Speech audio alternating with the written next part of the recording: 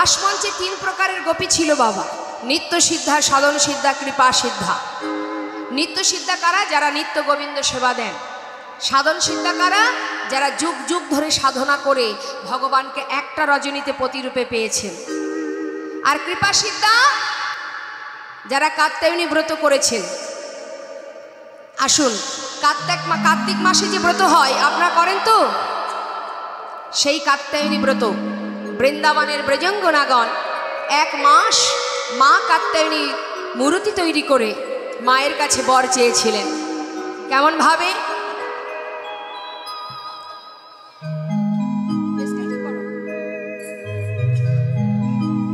কাত্যায়নী কার্তিক মাসে নিয়ম সেবার মাস যেটাকে বলা হয়। মহামায়ে মহাযোগী নদেশ্বরী নন্দ গোপ শতং দেহি পতিং মে কুরুতে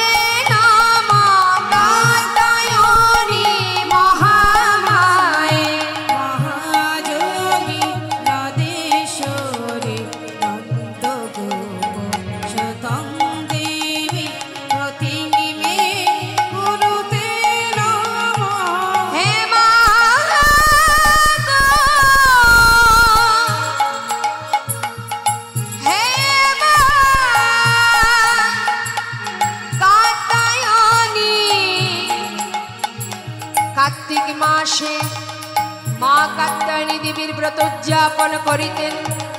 ব্রহ্ম মুহূর্তে আপন আপন শয্যা পরিত্যাগ করে যমুনায় স্নান করিয়া সেই যমুনার তীরে তৈরি করতেন এক দেবী মূর্তি, অষ্টভুজা মা কাত্যায়নী দেবী।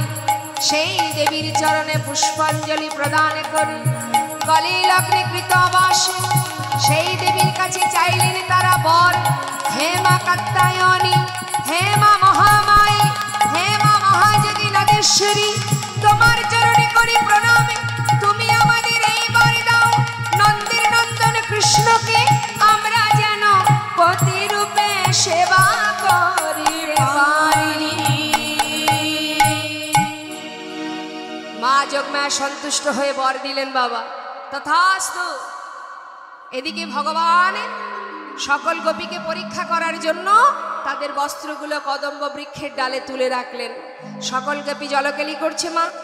জলকেলি করতে করতে হঠাৎ তারা তীরে তাকিয়ে দেখছে তাদের বসন নেই।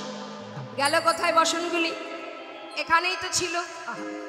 সঙ্গে সঙ্গে কদম্ব বৃক্ষের ডালে নজর দিয়ে দেখছে চোরের শিরোমণি কৃষ্ণ বসে আছে। হরিবল হরিবল। সকল গোপী এক হাত দিয়ে লজ্জা ঢেকে আর এক হাত উত্তোলন করে বলে উঠলেন, এই যে চোরের শিরোমণি, ব্রজমাইদের ঘরে ননি চুরি করে তোমার স্বাদ মেটেনি, দাও আমাদের বস্ত্র দাও, আমরা সবাই স্নান করছি ব্রজবালা, তুমি আমাদের জলকেলি দেখছো? ছি ছি ছি ছি ছি। গোবিন্দ বলছে, শোনো, শুধু শুধু আমাকে কটু কথা শোনালে, আমি তো কোনো দোষ করিনি। আচ্ছা, 1 মাস মায়ের চরণে ব্রত করেছ, আমাকে নাকি তোমরা পতিরূপে চাও? বলো দেখি, পত্নী যদি 16 আনা দান না করে তাহলে পতি পত্নীর বাসনা পূর্ণ করবে কি করে? সোনা সুন্দরীগণ, তোমরা সবই দিয়েছ, কিন্তু এখনো লজ্জাটাকে নিজের বলে ধরে রেখেছ। তাই তো তোমাদেরকে একটু পরীক্ষা করে দেখলাম। 16 আনা দান করো, তবেই তো তোমাদের বাসনা পূর্ণ হবে। সকলে গোপীগণ দুটি বাহু উত্তোলন করে বলেছে, হে গোবিন্দ, হে জগতে স্বামী, তোমার চরণে নিবেদন করি, তোমার দেহ তোমার চরণে সঁপে দিলাম। শুধু আমাদের মনে একটা বাসনা, তোমাকে আমরা পতিরূপে লাভ করতে চাই। ভগবান বললেন, বেশ, সবই যখন দান করেছ, তাহলে তোমাদের প্রতি আমারও দায় আছে, আমি তোমাদের সবার বাসনা পূর্ণ করব। তবে আজ নয়, আগামী শারদীয়া পূর্ণিমা তিথিতে তোমাদের মনোবাসনা পূর্ণ হবে। বাবা, সমস্ত গোপীদের কথা দিয়ে ভগবান কৃষ্ণ আমার বেলি অবসানকালে মায়ের কোলে ফিরে গেলেন। মা গোপালকে ক্ষীরসর নবনী সেবা দিয়ে ঘুম পড়ালেন। ছেলে ঘুমিয়ে আছে। হঠাৎ শারদীয়া পূর্ণিমার চাঁদের কিরণ ভগবান কৃষ্ণের মুখমণ্ডলে এসে পড়ল। আকাশের চন্দ্র কৃষ্ণচন্দ্রকে আলোকিত করলেন। আর গোবিন্দ আমার শয্যা থেকে উঠে চন্দ্রশালিকায় সেই শারদীয়া পূর্ণিমার চাঁদকে দর্শন করলেন। নবকুমকুময় অনুরাগে লাল ডগমগ হয়ে শ্রীমতী রাধারানীর বদন চন্দ্রিমার ন্যায় ইঙ্গিতে জানায়েছে, হে প্রাণনা এসো এসো বধূ এই রজনীতে, তুমি আর অমন করে ঘুমায়ে থেকো না।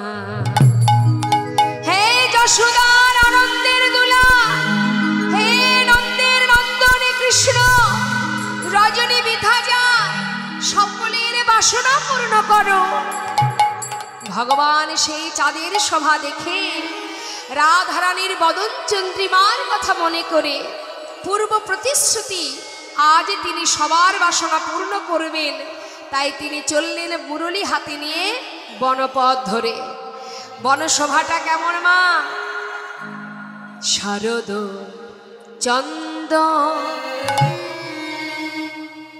পাবন মন্দ, শারদ চন্দ্র পাবন মন্দ, শারদ চন্দ্র পাবন মন্দ, বিপিনে ভরাল কুসুম গন্ধরে, আহারে আহারে আহারে কিবা শারদ চন্দ্র পাবন মন্দ, বিপিনে ভরল কুসুম গন্ধ রে, আহারে আহারে আহারে ফুল্ল মল্লিকা মালতী যুধি, মল্লিকা মালতী যুধি, ফুল্ল মল্লিকা মালতী যুধি, ফুল্ল মল্লিকা মালতী যুধি, মত্ত মধুকর ভরণী, আহা মত্ত মধুকর ধরণী, আহা মত্ত মধুকর ধরণী, আহা মত্ত মধু ভ্রমর বিদায় গৌর হরিবল হরিবল। উঠেছে, মত্ত মধু ভ্রমর মেতে উঠেছে রে, আহারে আহারে আহারে যে দেখো মাতাল ভ্রমর গুন গুন করে, মাতাল ভ্রমর গুন গুন করে, বেশি মধু পেয়েছে বলে মাতাল ভ্রমর গুন গুন করে। বেশি মধু পেয়েছে বলে মাতাল ভ্রমর গুন গুন করে।